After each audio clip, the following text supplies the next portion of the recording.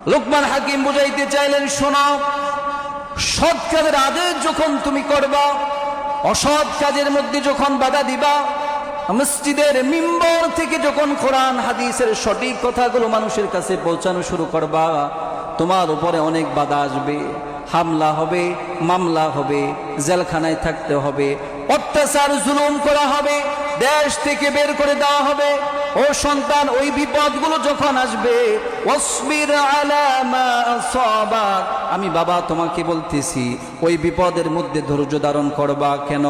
ইন্নাল্লাহা মা'আস সাবিরিন, ধৈর্য ধারণ যারা করে, জবান খুলে বলেন তো, ধৈর্যকারী ব্যক্তিদের সাথে দুনিয়ার মানুষ না থাকলেও একজন থাকে, তিনি কে?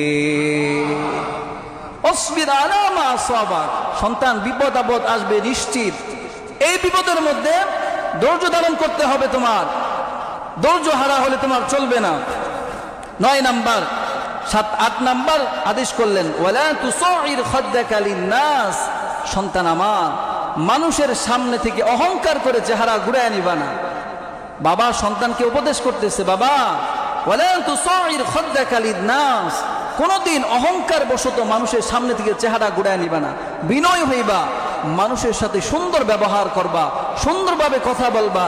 8 নাম্বার, ওয়ালা তামশি ফিল আরদি মারহা। 9 নাম্বার, ওয়ালা তামশি ফিল আরদি মারহা, সন্তান জমিনের উপর দিয়ে যখন হাঁটবা তখন অহংকারের সহিত হাঁটবা না। কেন?